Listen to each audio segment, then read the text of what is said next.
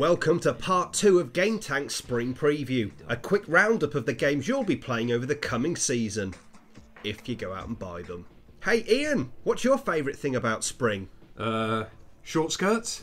Well, you look good in short skirts all year round. Ha ha ha.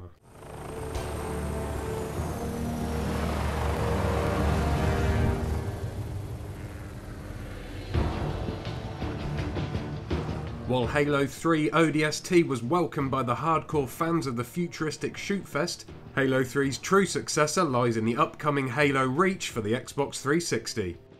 Expected by many to have the potential to be one of the biggest selling games of 2010, developers Bungie have a lot riding on this next step in the Halo franchise, particularly as this will be the final Halo game Bungie have plans to develop. After Reach, the series will be overseen by another developer under the Microsoft banner, 343 Industries. Reach is a prequel set in 2552 before the events of the first game, and the game will follow Noble 6, a Spartan elite super soldier in Noble Team, a UNSC Special Operations unit. The story also promises to fill in events surrounding Earth's war with the Covenant. Bungie are rising to the occasion too, pulling out all the stops. The development team is pushing the Xbox 360 hardware to its limit, with some of the best texture resolution and polygon counts seen on the system. To give you an idea, the assault rifle in Reach is made up of more polygons than an entire Marine character from Halo 3. Graphics bang! If you are literally salivating at the thought of playing this game and would trade in your granny at the fictional high street shop Granny Station for a chance to play it, then make a note in your diary for the 3rd of May, because as long as you've got a copy of Halo 3 ODST, you'll be able to access the online multiplayer beta.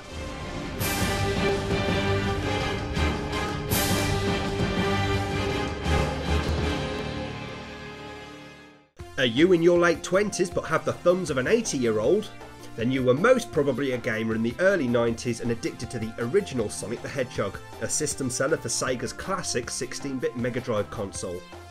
And if you've cried real tears with every 3D Sonic game that has been released since the franchise's 90s glorious days, wondering why Sega can't just accept that Sonic was at his best when he was in 2D, then rejoice! Sonic the Hedgehog 4, Episode 1, the first of 3 episodes, is being developed by Dimps, along with input from members of the legendary Sonic team, and is due to be released this summer for download on Xbox 360, PS3 and Wii.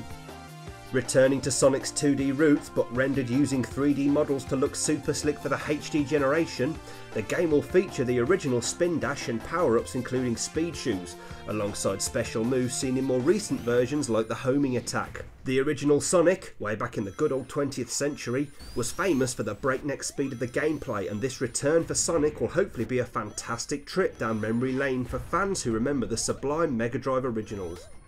Plus, unlike in the 16-bit era when you just had the playground to brag about how good you were at collecting those rings, you'll now be able to compare yourself against the world with online leaderboards. Thanks the internet!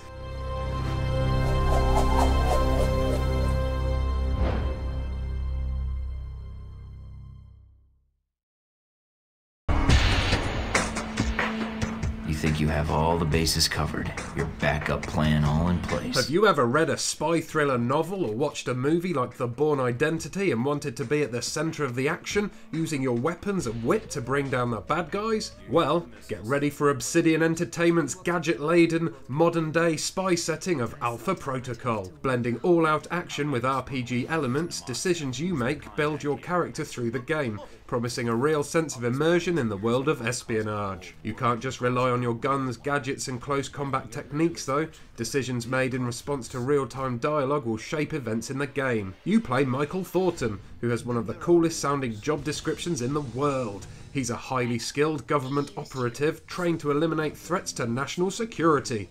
What a cool job! That is until one mission goes horribly wrong. Oh no! What are we gonna do? Only one man can fix it. That's right, it's you.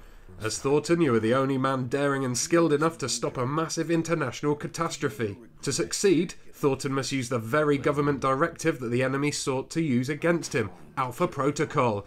Ooh, sounds intriguing. Watch out for the game's release on the 28th of May to find out more.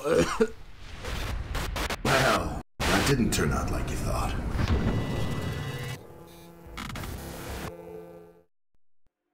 Alan Wake was first announced at E3 in 2005.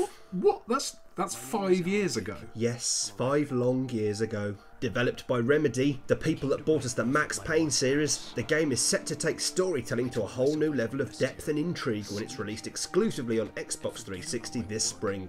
You take on the role of Alan Wake, a best-selling suspense author suffering from writer's block, who escapes to the deceptively idyllic town of Bright Falls, only to find that not all is as it seems when his fiancée disappears in mysterious circumstances. As you explore the town, you gradually unravel the twisting, nightmarish plot, encountering puzzles and terrifying combat along the way, all the time wondering where reality ends and fantasy begins. There's little difference these days between movies and video games in creating a believable world and immersing you in a really deep story. Alan Wake looks like it will be raising this bar even further when it's released on the 21st of May, with its cinematic presentation, well-drawn characters and slick production values. The game is probably one of the most delayed games in history, with its initial release planned for the original Xbox.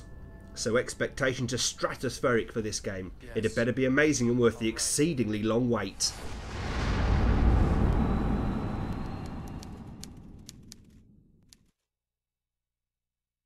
So, Dan, what's your favourite thing about spring?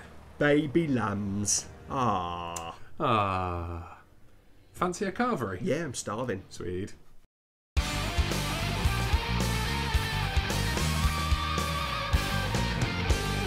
Keep it real. Keep it GameTank.